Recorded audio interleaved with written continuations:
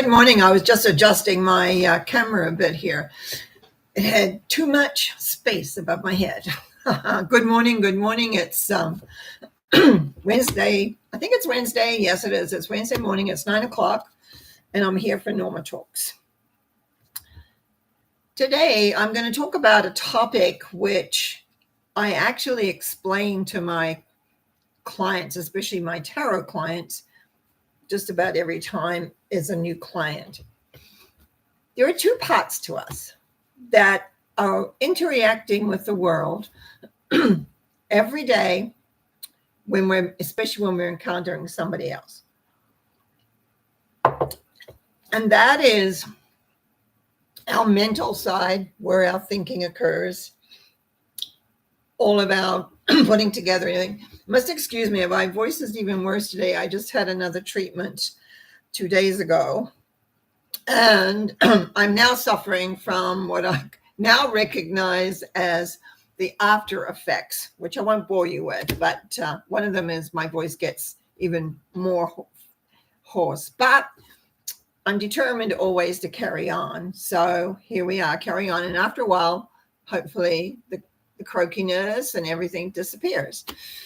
Now, so we got thinking, and then we have feeling. So the way I explain this is that in the thinking process, what we do is it's like we're building you might say this. I'm even forgetting what I say.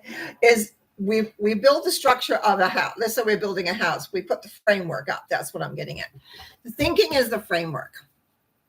And then the feelings and the emotions is what kind of fills it in. You know, that's all the walls going up and things like that. But what we tend to do is choose to be one or the other. We choose to think, and analyze and drive ourselves crazy, having all sorts of different ways we can approach. And that's important. Sometimes we need that. Or we just react emotionally from the feeling level of whatever comes up. But really, truly is what we call balance. Creating balance is to have the two work together. So, because the thought is important. The thought it creates. Now, for those of you that have already studied on how to create your reality, they always talk about what are you thinking? What are you putting out? Because that is the structure. What you're thinking, you're putting out goes to your vibration. Now, not everybody recognizes that they actually have a vibration that they're living their lives on, that all the thoughts, all the feelings go on out and they create what we call the vibration that brings things back. Oh yeah, sometimes horrible things happen to us as well. Doesn't mean that we created it all. It just means that we're in that kind of flow, or our signals are crossed and something happens. And as we're coming up to Remembrance Weekend this weekend, a lot of our family and friends die. They pass on. They go on to the other realm. And I'm just going to make a little side thing here. It's very interesting. In the last probably less than a month, twice now I've explained to people who are older that what the death process and what they need to do and need to be aware of.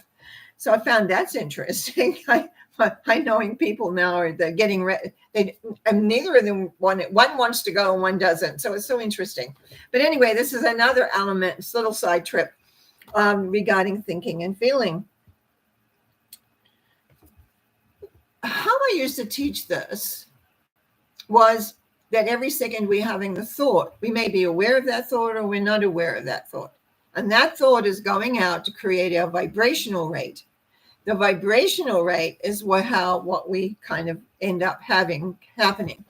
But situations in life often come along which we really don't have anything much to do, because we don't live just in a little box. We're part of humanity. We're part of the social order. And oh, that sounds interesting. Social order. Where did I get those two words from? Now, as we put the thought out, sometimes it takes a long time for it to come back. And that has a lot to do as we go into the feeling and the energy and the emotional energy we put into it. To create that balance, I find for a lot of my clients has been difficult. Some of them really want that, what they feel is a secure place to be in their mind, to have it all sorted out. And we call those controllers, right? We've got to have everything. We've got to have everything sorted out. We've got to have all the control, and they're not really free flowing. Then we've got the other one that comes, what we call like live on the seat of their pants. Whatever comes up and how they feel, let's go for it. That's okay. And sometimes they have run into some pretty big things not really working because they didn't think it through. So what are we supposed to do? Well, one thing, I usually at the beginning of the year, I sit down for myself and kind of make my goals for the year. And and I always do my reading for the year. And actually, in looking back at my reading, it talks constantly about acceptance. And for those of you that know, I've been on this journey regarding my health and cancer and things, which is coming along really well. But it's like, oh my goodness, accept. And it's true. There's so many things that we may do. And I didn't know what it was. I was going to have to be accepting when I did this in January. It just kept talking about this. Anyway, a little bit of sidetrack here. So how do we react and respond to things is really important, because remember, as I said, the thinking is a framework, the emotions give the drive. So if we overreact, if we get upset, if we get like out of context or set, whatever, it makes everything a little harder for you. You're not going to live a life where there isn't challenges. There will be some challenges that come up, and some of them are not nice. Some of them are not pleasant. Some of them are difficult, but that's part of growth. When we're younger, and I remember those years, it's just a matter of getting through the days, when the kids are growing up and you're trying to get a career going, or you're working at a job or whatever, and you've got this and that. I just right in my mind having several memories of being stuck in the snow, trying to drive home. And I lived miles away, and all those kind of things. How people very often stopped and helped and all that, which is really appreciative, because you have the idea, I want to get home tonight because you got a family at home, et cetera. And all of a sudden, comes the guardian, comes along, helps everything along. And the next thing you know, you're on your way again, or someone's coming to get you. Life is full of little cul-de-sacs, little bridges that are tiny. In fact, I had one of my rare accidents on a bridge when I was running for a ferry, and I slipped. My car, I had to going a little too fast because I wanted to catch the ferry, and I put my brake on, and it slid into the side of it. I missed the ferry, but I caught the next one, and I did have a little bit of damage to the car. Well, that was because I just didn't go on exactly, that I should have, or needed to. So my thinking was to make the ferry, but pretty soon I was like, how time slows down when you have an accident? Have you ever noticed that? Time is a funny thing. And that sometimes we forget that, is that I know that when I pushed my brake and my car started sliding, not around the corner towards the ferry way, but into the barricade, everything was slow.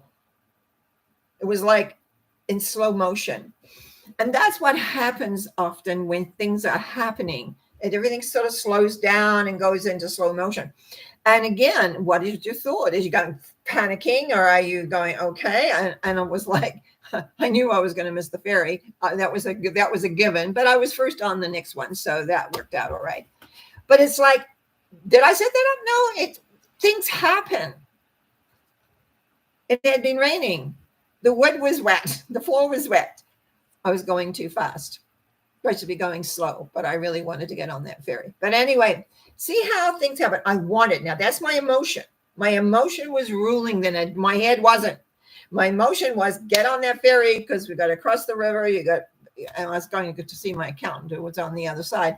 And it was like that. So the feeling took over, and I lost what you would call a little bit of sanity regarding what the conditions were. So let's go back to what I'm really wanting to say here, which is about balancing these two. To recognize they are both a part of you. The mental processes that we go through is that we think. Now, a lot as I started, I got myself sidetracked, was when we start working on goal setting, we write down, and I had a great lesson about goal setting through a workshop I took.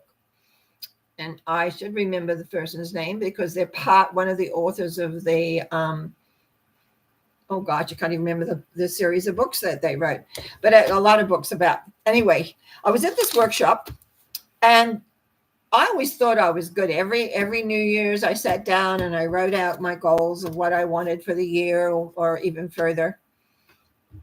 And this gentleman got up and said, I hold a big workshop every New Year's in Hawaii.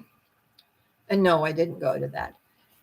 And he said, and everyone cannot go, that's in the workshop, cannot go and celebrate New Year's until they have written out 101 goals. Now, me being a bit of a goal setter went, oh, that's easy. So when I went home, I sat down with a piece of paper and started writing goals. I could get to 60. So I had to think about that and relook at my goals. And you know what I was doing? I was making, let's say, travel. This is what I was doing. I put travel.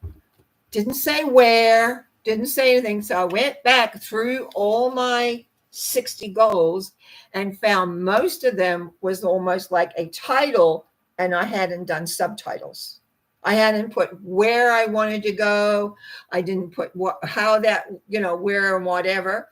I was just doing these big major titles like health, whatever, fitness, etc.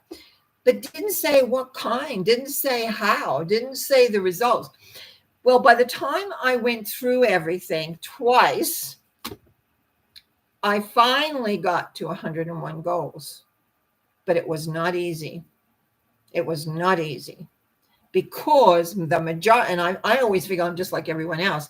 We think in titles. I want to travel, but where do you want to travel to? Once I got that clear, it was amazing how much I did travel in Europe and other places. And so it was like by defining, the thought form went out there. And because that was something I wanted, it would manifested not right away, but in a couple of years, oh, here I am being presented with a trip to Israel. And another one was a spiritual trip that I did. Like there were things that were happening. I wanted to go to Egypt. So I got to go to Egypt. I wanted to do different things. I didn't get to go to Greece, at least not yet. So there's a lot of different things that you can do by all of a sudden realizing, am I doing a top thing, like or am I getting into the nitty gritties? That is one of the things around goal setting. And I often talk about that in the beginning of the New Year's, of how to create that a little bit more. But it's also aware of where's your emotion. Emotion fires it. Now, I find that often people come because they get upset about things, or they, harbor them, and it's sort of almost like a stew pot brewing down there, and then they explode and they have anger issues and things. And a lot of that is because you're not acknowledging the original feeling. Now, for those of you that are following me, that I say the emotion is the feeling is how the body talks to you. It's telling you how it feels about this. Because you're two parts. You've got your soul in there, who often is working away with the mental, but it also works with your body, and your body's trying to tell you stuff, saying, not a good idea, because it deals in the emotional quotient of it all. Lots of emotion going on. And so it's really about you being able to balance these two. have an idea, and then you check, is that really what I want to do? Do I want to put the time in? There's lots of little questions you can ask. Is it appropriate right now, or does it go more on the back burner for when it's a more appropriate time? So you're beginning to work with your life and what you're wanting to create by balancing these two aspects of yourself. Now, during the day, you have lots of thoughts running through your mind, and a lot of them just go out and fizzle as nothing. But if you have a thought and there's some feeling about it, when you get mad, when you get angry, or it can be also when you get depressed, which is just depressing the whole element, that is going to have a bigger effect than just a passing thought and with not too emotion in it. So the emotion is the driver. And that often is, I find people in the books I used to read, doesn't talk about that so much. They kind of separate them. But to me, the two come as a what would you call it? A pair. Yeah, they're a pair. But it's like one sets the vision and the other gives the energy to that so it can be created back and you can have that within your life. But also then, you've got to know how to mentally ask for what it is that you want. Now, I know a lot of people who goal set, when I have this lovely little meditation I did for years around goal setting, and when I did workshops regularly on it, and it was like picking 3 goals. And you have the goal, and then you ask yourself, what are the steps? Now, then in the meditation, you take those steps and get the goal. Then you begin to see what is the most important step. Because sometimes we think, we do this first step. But then we realize that's not the goal. There's another step that you need to do. But what I find a lot when we were doing this, that a lot of people would take a step and feel that the step is the goal, and the goal, that's not the end result. You want to always put your energy towards the end result of what you're wanting, what you want to have happen, what you want to take place, what you want to do. You want that as your end goal, because then the universe goes and says, this is what she wants. Because very often in the meditations, when you run through the steps, you find the steps don't get you to the goal. The step is not the end goal. It is just a step to the goal. So you need to be very, very clear on that, what is the goal? And then often I also say to people is don't go telling everybody what your goal is, because it dissipates it. And also not everybody wants to support you getting, and they don't. So people are people, they have their reactions to things. And I find a lot of people just talk too much. And I had to learn that. I had to learn, stop saying things, hold them inside a little bit more, send it more upstairs than out in the world. Because I would get talking in, then, all sorts of things would come out. But life is about you creating a happy life.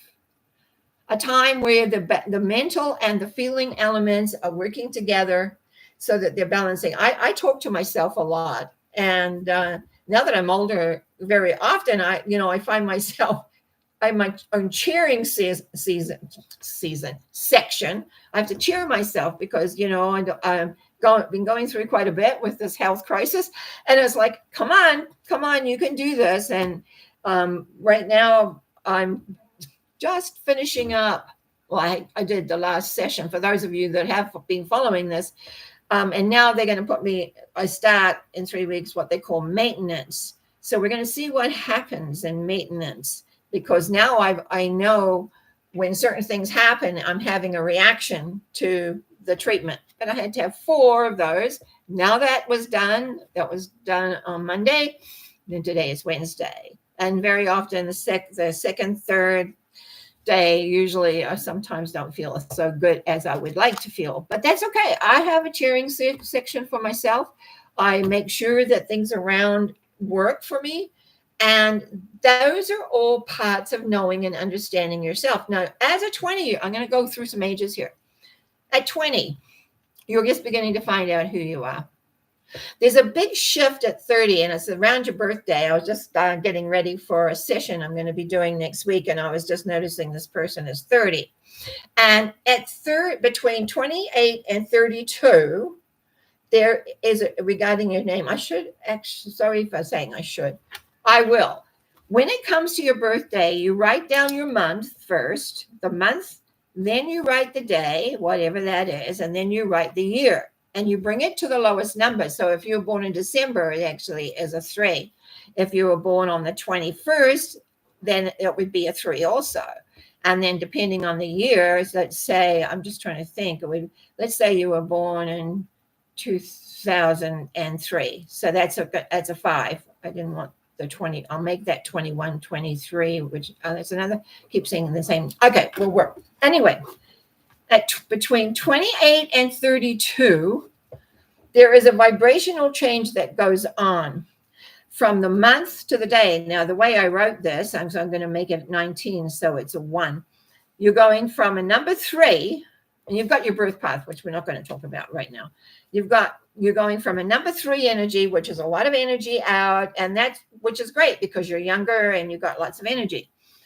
But between 28 and 32, there's a transition that goes on for the next 30 years to a 1, which is also an energy number, but it's different. It's beginning new things. So you're a little bit more unsettled than the 3.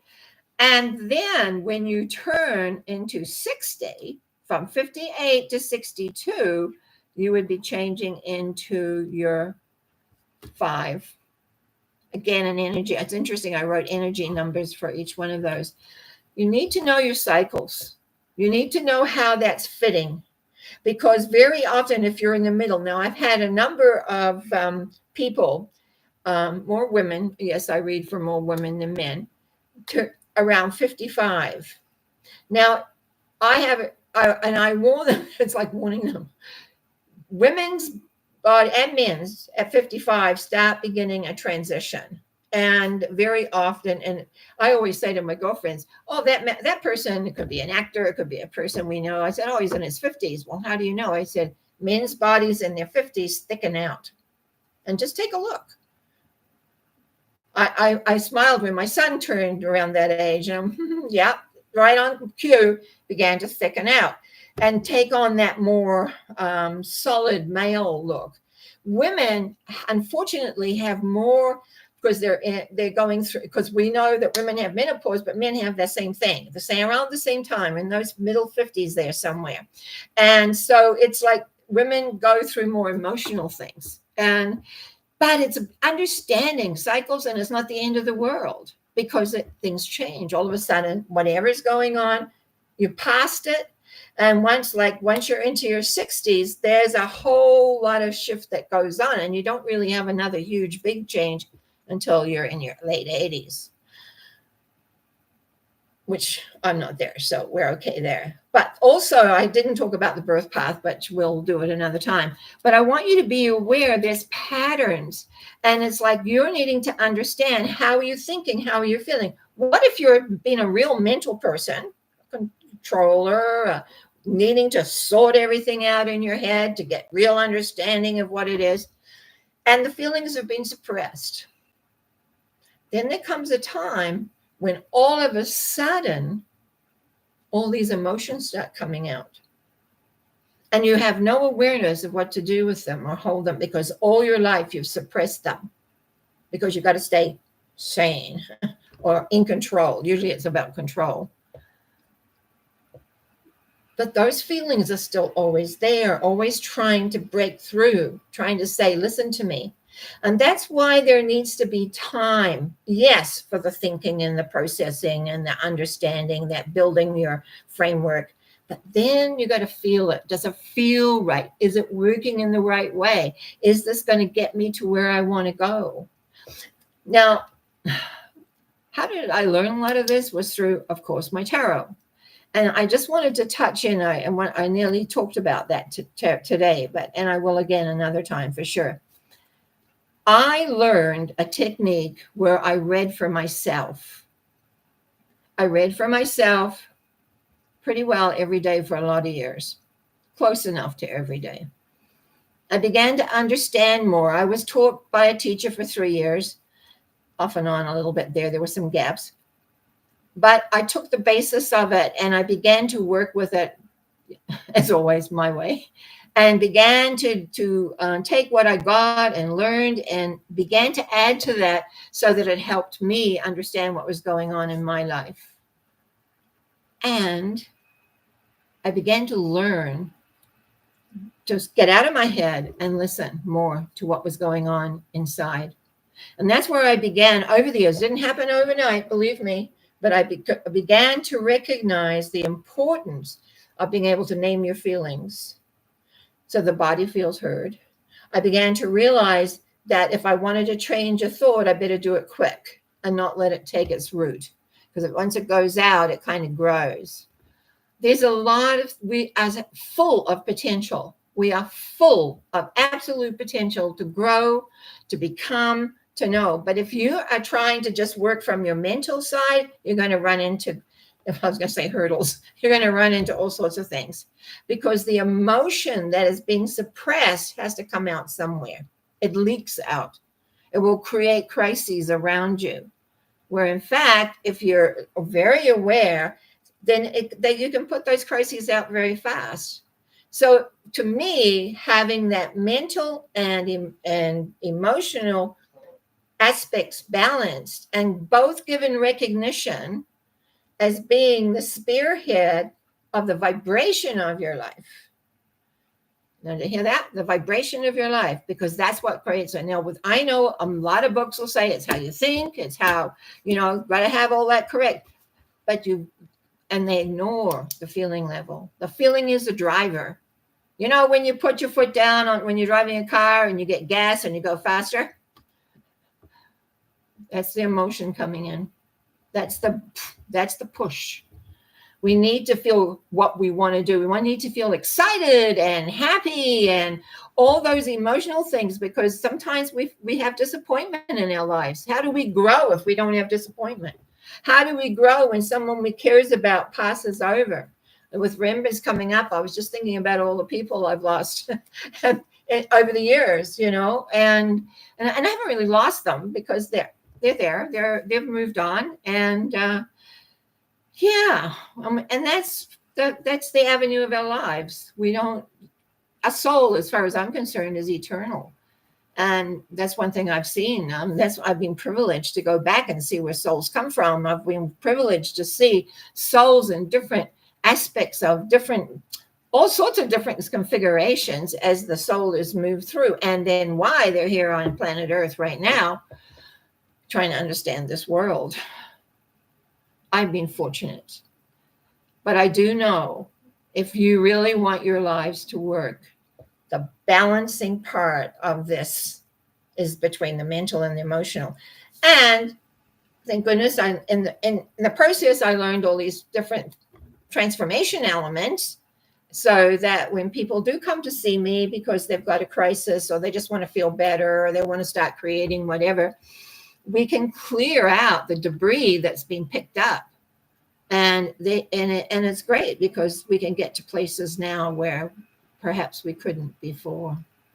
Anyway, I hope you enjoyed this. I feel a little bit all over the place, that at least I'm here. And that has been a goal of mine from the beginning of this journey that I'm on, was that I would do my 3 shows. And so far, I've been able to do that. And I try, it's really important to me that people understand how to create their world. It's really important to me that they clear their process, so they become clearer and life becomes more how they want it to be. Trust you have a good day. Thank you for watching. Thank you for subscribing. And the new subscribers that have come in recently, thank you. And they don't give me the names anymore, so I don't know who it is, but I want to thank you. And especially those that are making comments, because that makes me feel, people are listening. And even though I see the numbers, it's still nice to be able to have those comments. And it just gives me a little pat on the back, and gets ready for the next time, which next time will be Sunday, Remembrance Day. My son and I'm looking forward to this weekend. I'm going to have a visitor, so it'll be nice. And Yeah, it's time for remembrance. So we'll talk about that on Sunday. Blessings to all.